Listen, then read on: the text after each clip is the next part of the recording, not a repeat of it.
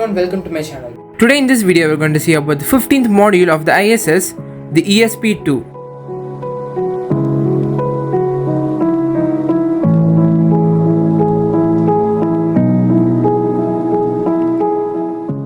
Let's start the video.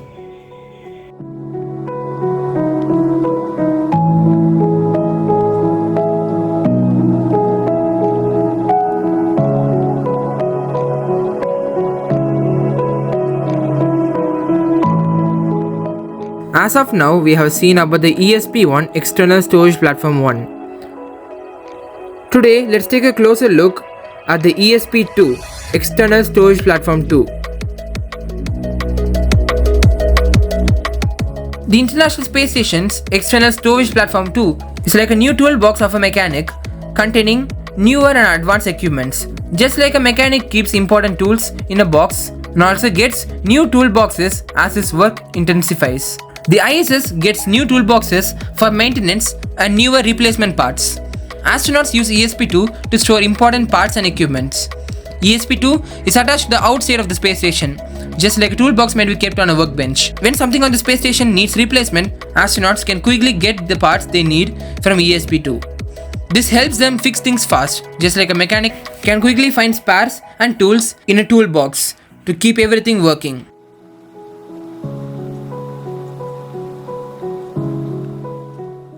The External Storage Platform 2 acts as an external pallet made of steel, specifically designed to accommodate spare parts known as orbital replacement units. The ESP-2 is not a pressurized module of the ISS, rather, it's an external storage platform for spare parts. Some of these spare parts might require heaters, so the ESP-2 requires electricity to provide heat to those ORUs. This ESP-2 plays an important role in providing external storage for vital spare parts necessary for the ISS's functionality and maintenance.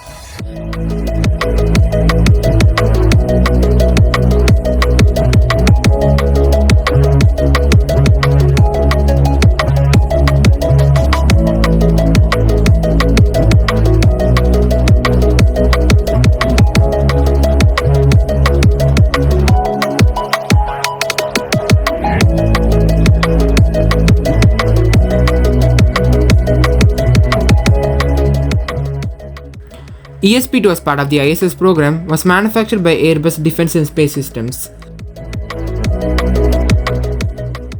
with NASA as a primary agency overseeing its development and construction, while Airbus Defence and Space Systems handled the construction and assembly of the ESP-2. Final checks and assembly were conducted at the Space Station Processing Facility in Kennedy Space Center in Florida.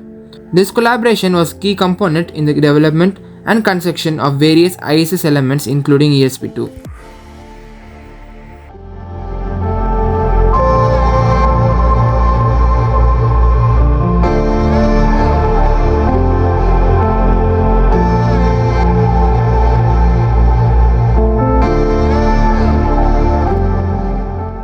The ESP-2 was launched as part of the STS-114 mission during the Logistics Flight 1.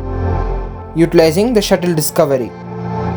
This Space Shuttle Discovery's mission marked NASA's return to flight after Columbia disaster. Launched on July 26, 2005 at 10:39 EDT from Kennedy Space Center, Florida.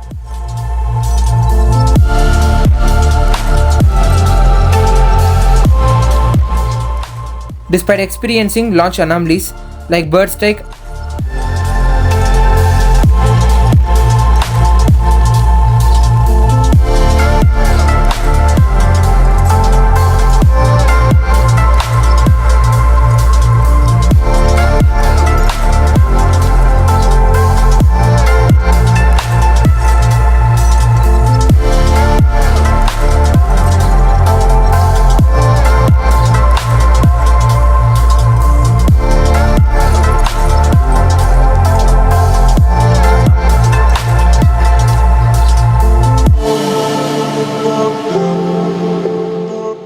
and foam debris separation.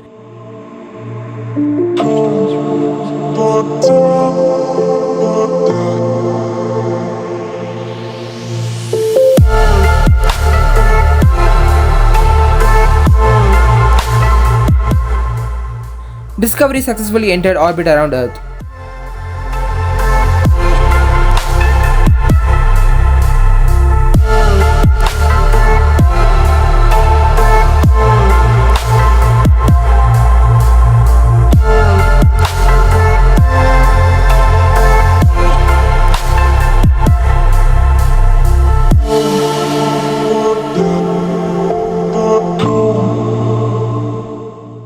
During the STS-114 mission, shortly after reaching orbit and before approaching the International Space Station, the crew deployed the Orbital Boom Sensor (OBSS) to inspect the shuttle Discovery's thermal protection system. This advanced system detected minor damage, including a gap filler protruding between thermal tiles on the shuttle's underside, a potentially dangerous issue that could have led to overheating during re-entry. In response, astronauts had to do an EVA later in the mission to safely remove the gap filler, ensuring Discovery's safe return and marking a critical milestone in shuttle safety procedures.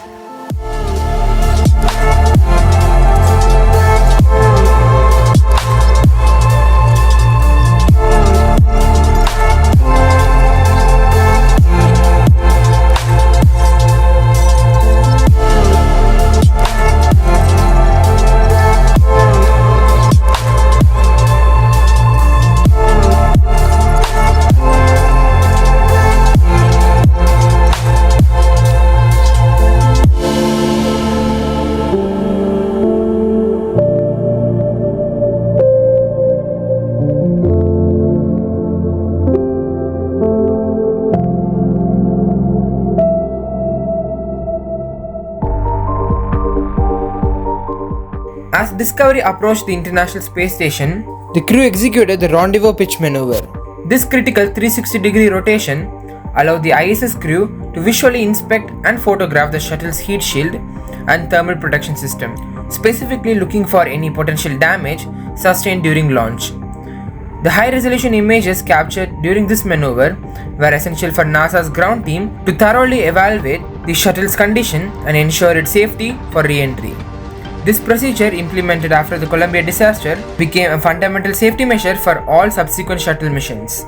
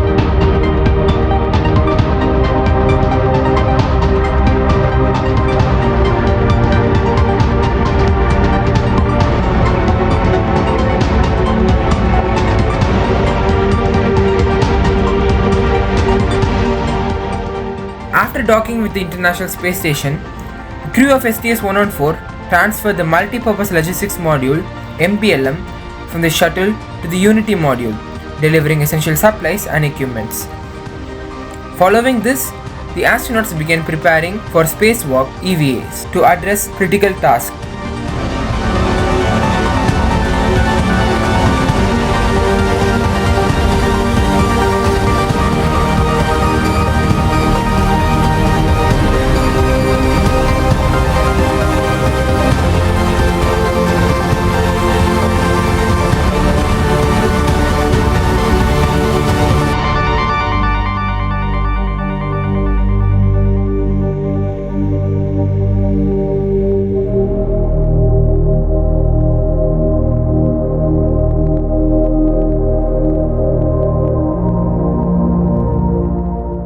The primary focus was on repairing the shuttle's thermal protection system (TPS), where damage had been identified. Using specialized tools and equipments, astronauts fixed damaged heat shield tiles and also removed a protruding gap filler from the nose TPS, which had been detected earlier. These repairs were crucial to ensuring the safe re-entry and return of Discovery to Earth.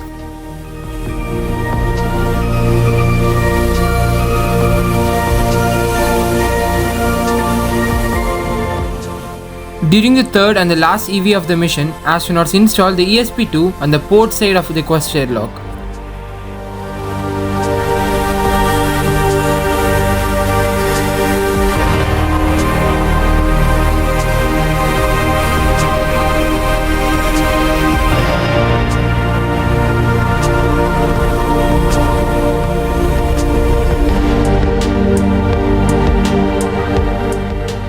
Finally, on August 6, the crew bid farewell to the ISS and closed the hatch. Discovery undocked and performed a fly around of the ISS to take photographs before re-entering Earth's atmosphere.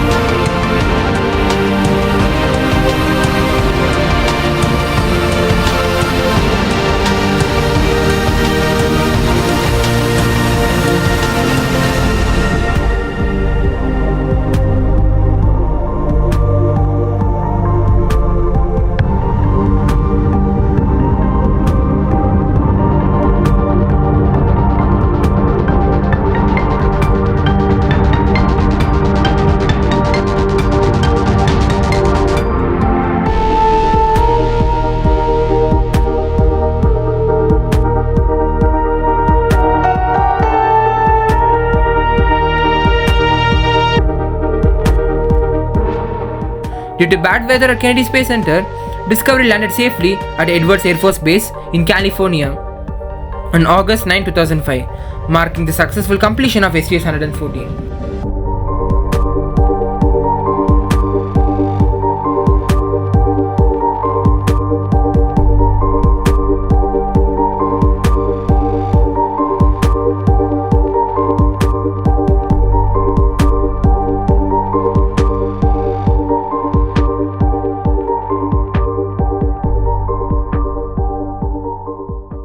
The external storage platform 2 ESP-2 on the International Space Station ISS varies critical spare parts in its flight releasable attachment mechanism FRAMs.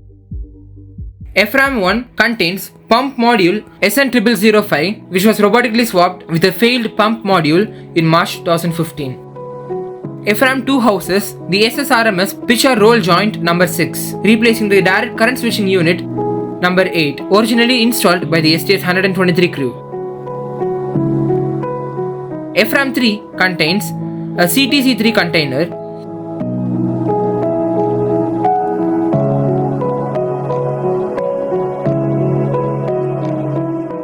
and FRAM 4 holds main bus switching unit number 1.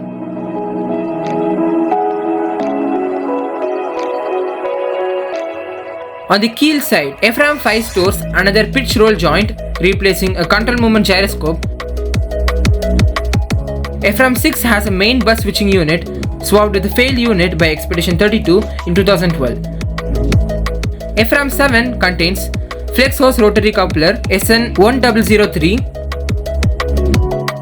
and FRAM 8 holds S-band antenna subsystem assembly number 1 support equipment, which was moved via the special purpose Dextroris manipulator Dex3 from ELC-1 and staged for its return to Earth.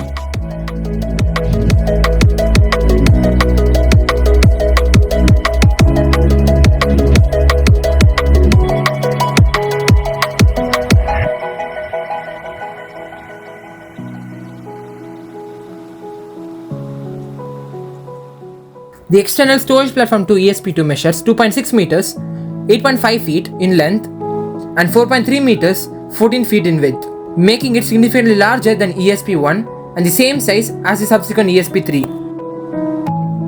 In conclusion, the external storage platform 2 ESP-2 is a vital component of the International Space Station ISS that plays a key role in storing spare parts and equipment needed for maintenance and repairs during space missions. ESP-2's design and functionality highlight the importance and innovative solutions for space exploration and infrastructure development in space. I hope this video on the ESP-2 was informative and interesting. I'll meet you in the next video with another interesting ISS module.